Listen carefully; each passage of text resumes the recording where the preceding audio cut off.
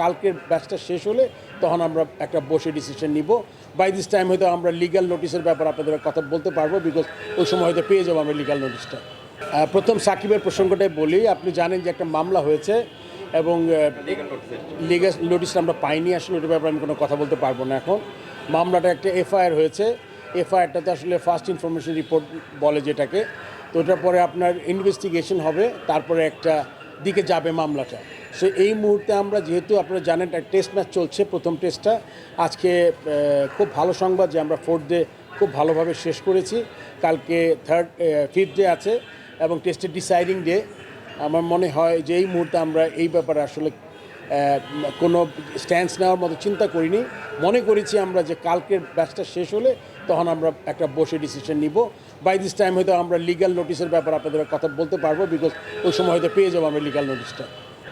FIR যখন হয় এটা তো মাত্র ফার্স্ট ইনফরমেশন, এখন এটার এগেনস্টে কিন্তু এখনও কোনো মানে চার্জ গঠন হয়নি, মানে আমি যতটুকু জানি আর কি।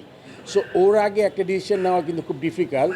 আর যেটা বলছি আমি, এই প্রশ্নটা আপনি মনে করেন, আমরা জানেন যে গত বেশ কিছুদিন আমাদের একটা বিরাট ঘটনা ঘটেছে, আমাদের অনেক প্রাণ নষ্ট হয়েছে, এটা আমরা জানি। এটাতে সহমর্মিত এখনও আছে আমাদের, আমরা ভুলে যাইনি জিনিসগুলো। বাট এই মুহূর্তে কিন্তু আপনি একটু আগেই বলেছি আমি যে আমাদের যে টেস্ট ম্যাচটা চলছে, আসলে বিসিবির সাথে সাকিব আল হাসানের তো একটা সম্পর্কগুলি গিয়া খেলোয়াড় এবং এমপ্লয়ার বলতে পারেন আপনি, কন্ট্রাক্টের সাথে।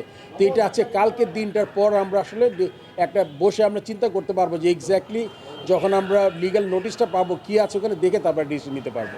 আমরা বলেছি যে এফআইআরের পর একটা প্রসিজিয়ার আছে, এই প্রসিজিয়ারটা শুরু হবে। আর যেহেতু ফার্স্ট টেস্ট ম্যাচ, এই টেস্ট ম্যাচটা তো এখন আমরা 4th ডেতে, এই টেস্ট ম্যাচটা শেষ হবে। আপনি জানেন সেকেন্ড টেস্ট ম্যাচ 30 তারিখে, তার আগে আমাদের আছে এর মধ্যে কথা বলবো আমরা, স্পেস আছে মাঝখানে।